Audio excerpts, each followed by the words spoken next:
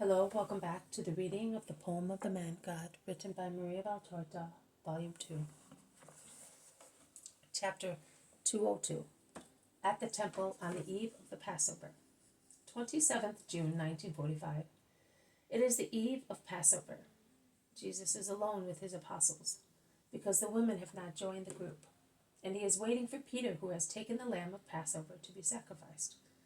While they are waiting, and Jesus is speaking to Margium of Solomon, Judas crosses the large yard. He is with a group of young men, speaking and gesticulating ostentatiously and assuming an inspired attitude. He shakes his mantle continuously, then drapes it round himself, posing skillfully. I do not think that Cicero looked so stately when delivering his orations. Look, Judas is over there, says Thaddeus. He is with a group of Sephorim, remarks Philip. And Thomas says, I am going to hear what he is saying, and he runs away before Jesus may express a foreseeable dolt. Oh, Jesus' countenance, a countenance of suffering and of severe judgment. Margium was looking at him while he was speaking kindly and somewhat sadly of the great king of Israel, notices the sudden change, is almost frightened by it, and shakes Jesus' hand to call him back to his senses, exclaiming, Don't look, look at me, for I love you. Thomas is successful in reaching Judas without being seen by him, and follows him for a few steps. I do not know what he hears, but I know that he bursts into a sudden thundering exclamation, which causes many people to turn round, and in particular Judas, who becomes livid with rage. How many rabbis there are in Israel! I congratulate you, new light of wisdom. I am not a flint stone. I am a sponge, and I absorb, and when the desire of those starving for wisdom demands it, I squeeze out all my juices of life to give them. Judas is pompous and contemptuous. You sound like a perfect echo, but an echo can only exist if it is near the voice. Otherwise it fades away, my friend. You seem to be going away from it. He is over there. Are you not coming? Judas changes color, with the rancorous, disgusting countenance of his worst moments. But he controls himself. He says, Goodbye, my friends. Here, I am with you, Thomas, my dear friend. Let us go to the master at once. I did not know that he was here in the temple. If I had known, I would have looked for him. And he clasps Thomas's shoulders with his arm, as if he were very fond of him. But Thomas, who is placid but not foolish, is not deceived by such protestations, and asks rather astutely, What? Don't you know that it is Passover? And do you think that the master is not faithful to the law? Oh, never on your life, but last year he went about and spoke. I remember this very day. He attracted me by means of his royal authoritativeness. Now, he looks to me like one who has lost his vigor. Don't you think so? No, I don't. I think he looks like one who has lost esteem. Yes, in his mission, you are quite right. No, you have misunderstood. He has lost men's esteem, and you are one of those responsible for that. Shame on you. Thomas no longer smiles. He is grave, and his words lash Judas like a whip.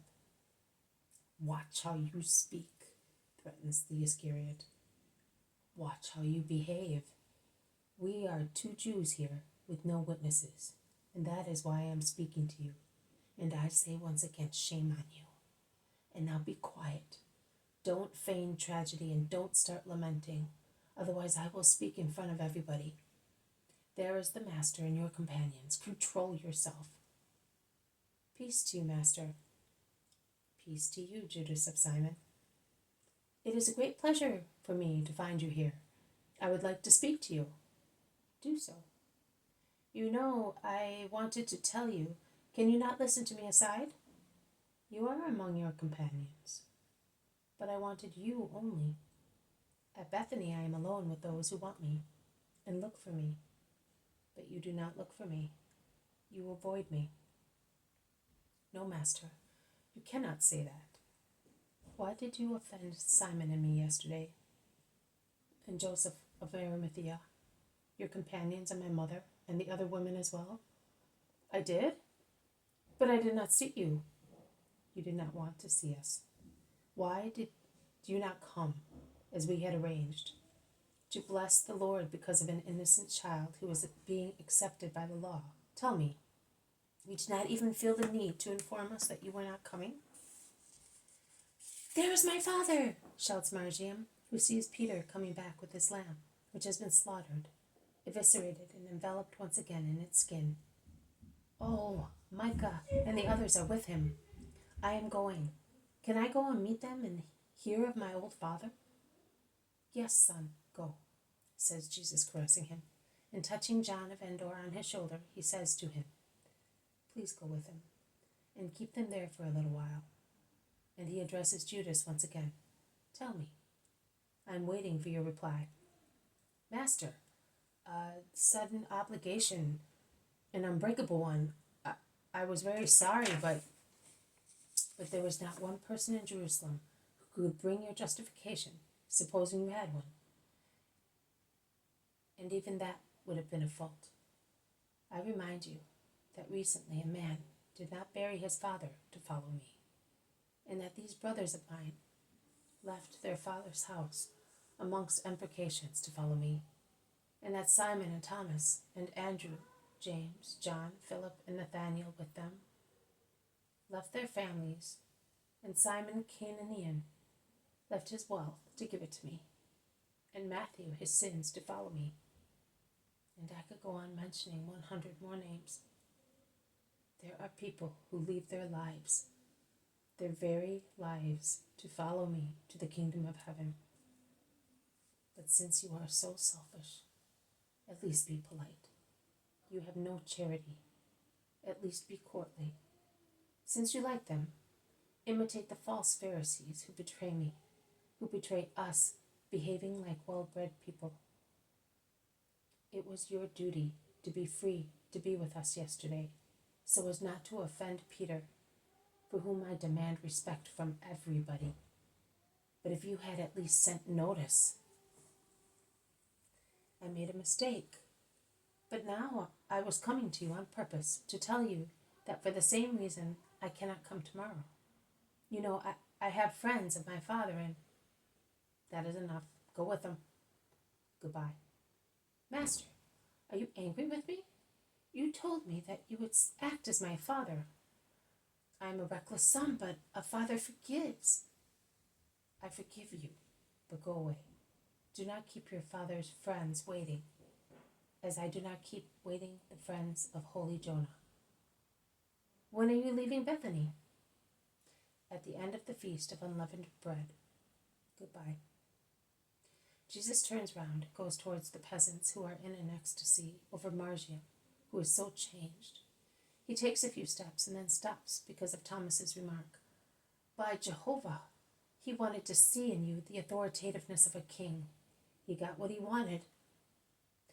I beg you all to forget the incident, as I am striving to forget it. I order you to make no mention of it to Simon of Jonah, John of Endor, and the little one. For reasons which you can easily understand, it is better not to grieve or scandalize those three. And no word about it at Bethany with the women. My mother is there. Do not forget it. Do not be concerned, Master. We will do all we can to make amends. And to comfort you, they all say. Thank you. Oh, peace to you all. Isaac found you, I am glad. Enjoy your Passover in peace. My shepherds will be as many good brothers to you, Isaac. Before they go away, bring them to see me. I want to bless them once again. Have you seen the boy? Oh, Master, how well he is. He is already much healthier. We will tell the old man. He will be so happy. This just man has told us that Jabez is now his son. It is a gift of providence. We will tell him everything. Also, that I am a son of the law, and that I am happy, and I always remember him. And he must not weep for me or for my mother. She is near me, and she is near him like an angel, and he will always have her, also in the hour of death.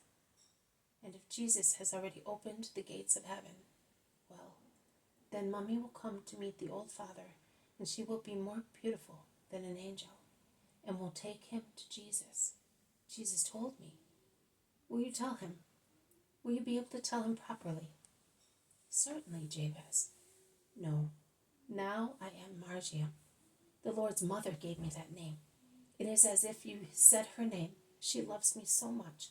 She puts me to bed in the evening, and she makes me say the prayers which she made her child say. And she wakes me up with a kiss. She dresses me and teaches me many things. Also Jesus does, but they teach me so gently that I learn without any difficulty. My master, the child presses against Jesus with an attitude of adoration and love that is really moving. Yes, tell him everything. Also not to give up hope. This angel prays for him and I bless him. I bless you too. Go. Peace be with you. The two groups part, each going its own way. This has been a reading from the poem of the Man God, written by Maria Valtorta, Volume 2, Chapter 202, At the Temple on the Eve of Passover. Thank you for listening. I will see you tomorrow. May God bless you, and may peace be with you.